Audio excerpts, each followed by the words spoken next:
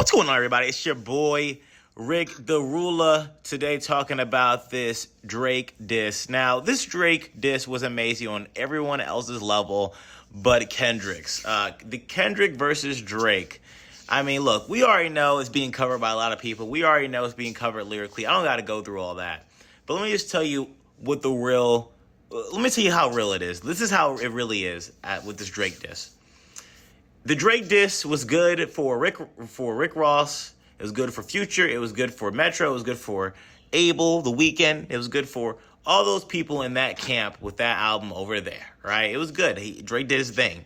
But for Kendrick, this boy had very low tier sauce for my boy Kendrick, and people are acting like they're eating this up like it's the best barbecue. It's delicious. It is literally not even close to prime rib. I mean, come on, guys. This is bare bones minimum. This is takeout from the back of your college restaurant that no one really goes to, but people go to when they're high. Like, come on, guys. If we're keeping it real, it's very low level. And we can tell it's low level because if we were to reverse the roles and let's say he made the same lyrics, but you put Kendrick Lamar in it, I'm pretty sure most of us would feel if Kendrick Lamar regurgitated these lyrics, it would be weak as hell towards Drake. It wouldn't even really compare. People would be like, what is this? It's okay, but we expected more. And that's because we believe that Kendrick is a cerebral assassin already in our minds with his lyricism compared to Drake. But Drake is still the pop star. He still is the golden child of the pop media star, that role, stuff like that. So he's going to be perceived as the big boy, even though this is just good for Drake standards. This is just good for Drake standards, all right? But in retrospect, if you take a step back, here are the main parts of the diss that really didn't connect with me. People keep talking about this so hard, and it didn't even really connect. The first one is, if you take a step back, in retrospect, Drake is saying these disses that really are supposed to be hitting hard, but just like Cole, you could say the same thing about Drake. Okay, so Kendrick Lamar had a lot of people in his pockets with his label, including Punch, having to do 50 mil, 50% cuts, doing Taylor Swift stuff. Okay, but I'm sorry, Drake, didn't you have Jay Prince, Wayne, Babyface all in your pocket at your label too as well at one time? And Babyface was taking advantage of you and Wayne. So what are we talking about? I don't know if you noticed this, but you were the same. You got taken advantage of just like he got taken advantage of.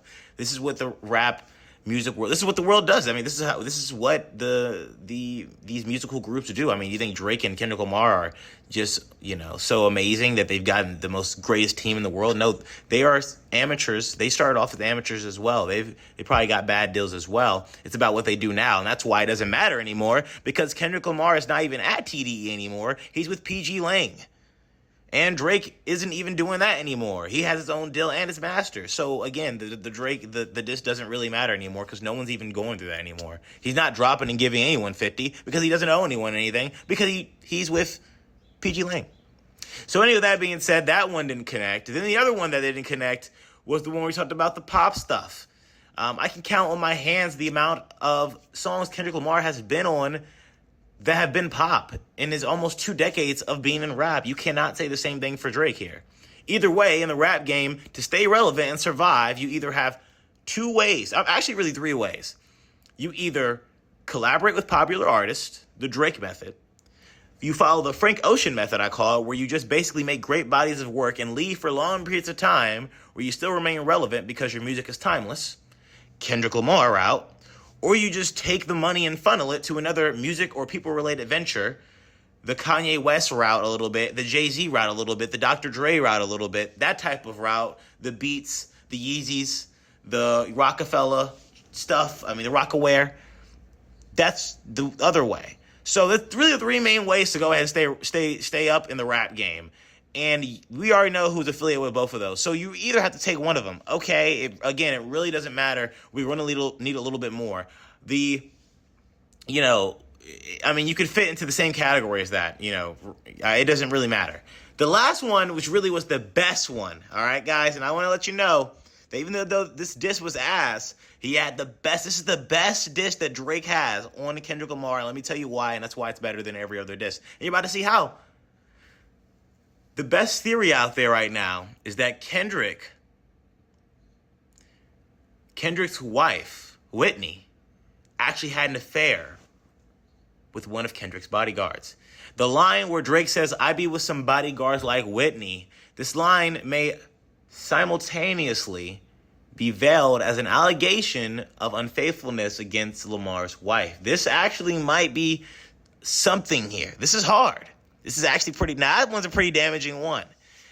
But here's why it can be damaging. Here's why it can't be damaging. Again, it's really hard to compete with Kendrick Lamar. Drake is pulling up all the stops. This is why this diss track that he's releasing isn't even official yet, guys. Do you know why it's not official? Because he's waiting for Kendrick Lamar. He's waiting for him to drop. He wants him to feed into the media, feed into the buzz, and drop before he even drop. He want to drop and give him 50. He want him to drop and give him 50. He wants him to go ahead and drop a diss track so that Drake can finally go ahead and say, all right, look, you warrant it from me. Here I go. Boom. Right? Now I really got to go at it. Now it's really everyone versus Drake. But Kendrick Lamar may not fall for that dumbass shit because Kendrick Lamar is also calculated as well. You're not the only one as well. This is the same man who said you got April 7th to get your shit together, and April 7th, J. Cole apologized. Coincidence? I think not. You already watched The Incredibles. Anyway, so the problem with this is that does it really put a nail in the coffin? Because we all know that it could because Lamar is so private with his life. But then again, Kendrick isn't going to go down without a fight. If you're going to go ahead with his wife, I mean, he's going to go ahead and take you down with him. He'll take you down. If he has to go down, he'll take you down with him. Or he's going to not go out swinging. He's going to try as hard as he possibly can. That rigor mortis, that backseat freestyle. Co-play. Bitch. Co-play. Bitch. Co-play. Bitch, I kill in every day like OJ. The motherfucking Hit Boy B. Anyway, look, it was hard. It was hard. I heard it in the car earlier today. But anyway, most rappers get cheated on by other women to begin with. Everyone knows that. It's a part of the game. Happened to Tyga. Happened to, maybe Travis. Happened to everyone. It's a part of the game. We already know rappers get cheated on. But depending on the perspective of how Drake does it, it can put a nail in the coffin for Kendrick Lamar. For example, i.e., you're a bitch because you stayed with your wife after she cheated on you. But then again, even if he says that still may not work against Kendrick Lamar because Kendrick Lamar is in the conscious lane of black music and consciously helping African Americans and hip hop culture and helping us together. Now, why does this matter, guys? Why does this perception matter in this rap beef? Well, because Kendrick may have gotten cheated on by Whitney, allegedly, but he also is married to her and has 2 kids with her. In any perspective, you could make the perspective, in public perspective, that he's a black man, even though he got cheated on. By the way, we all know that it's really personified that black women cheat on black men more than the reversal, or that black men cheat on black women, which is the reversal of what happened now. This is again why Drake isn't going to work, and I'll tell you in a couple seconds why it doesn't work here. He can go ahead and basically flip it and say, basically, I'm a black man. I'm a conscious black man. This is my lane. I'm not going to just leave my wife because she cheated on me with 2 kids, just like how your dad left your mom and how you got a porn star pregnant and didn't even reveal your child to Adidas. I mean, until Pusha T came out with a diss and fucked up your Adidas deal, then you wanted to announce your child, and you didn't even cuff your porn star baby mama. I'm over here. I'm doing the things over here. And this is why it wouldn't look good for Drake. Even then, it still wouldn't look good for Drake because Kendrick can still win. So once again, it may not even be the best move for Drake because really it's all about perspective in order for Drake to beat Kendrick. And even if he has perspective, he still may not win. He has to change the public's perspective if he can win. This is why he decided not to drop the streaming. He's a methodical motherfucker. I mean, he's really good, man. He decided not to drop that because of that specifically. It made the most sense. Why drop it? Why not just try to irk his nest? Let's see if we can get Kendrick to come in and pull out first. Really hit me with the diss. Then I can go ahead and come back. He knows it's all about public perspective. He knows it's all about the media. This is what the boy is good at, media. So anyway, unfortunately, this ultimately isn't really good for Drake because if you're a hip hop fan and you're looking deeply into this is the second time within a rap beef where Drake disses his opponent's wife. It didn't end well the first time with Pusha, and that ended badly. You would think he would stay away from that topic. Also, Lamar's ready to take his freaking head off. He's been waiting for this forever. He's been waiting forever for this. Some have rumors that he has had this diss track, possibly, cooked up for 4 years prior, before this actual Like That diss came out. So he's been waiting here, possibly, rumored to be. Also, in real life fashion, he talked about him in the Controlverse. He brung him up with King Kunta, talking about ghostwriters before the scandal even was broken that Drake had ghostwriters. And once again, coming for Drake's head and Like That. So Kendrick has been open and subliminal, and Drake has only really been just subliminal his whole entire career with Kendrick Lamar. Also, Drake is a very public figure. He has been doing stupid stuff publicly, including his issue with talking to underage or close to underage women. His issues with his lyrics towards women. He can be a little perceived as being a little misogynistic if perceived by the right crowd, if the perspective has shifted, because he's made lyrics about Rihanna, Megan Thee Stallion, and Ice Spice. Really, it seems like when he doesn't get his way with women, he gets mad. I think Kendrick Lamar is going to make it personal very quickly and very fast with Drake, and Drake is not going to like it, because Drake, if you notice something from his rap radar, I think 2015, 2016, I forgot when, 2018, 2019, after Scorpion, when he did this whole entire thing, it was shown that, he didn't think that Pusha was going to get that personal. He didn't know that Pusha was going to get that close, that deep. He didn't think it would had to get that deep. And this may be another sign again that Kendrick Lamar has to slap it in Drake's face that it's about to get personal. This is rap. This is how it goes, and this is what we're about to do. So Kendrick is going to come with the diss. Now, if he doesn't, Kendrick loses, Drake wins, and we all know how that's going to go. He's going to be up there, 3 faces, like he says in his, song.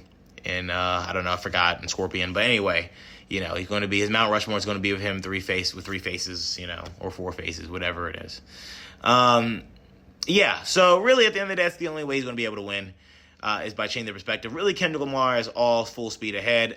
Really, there's I'd say about a 90% chance Kendrick Lamar is probably going to win, and 10% chance for Drake to win. But again, the odds change every day. A diss isn't released. Every day something is added. Every day Rick Ross eats a pear. I don't know.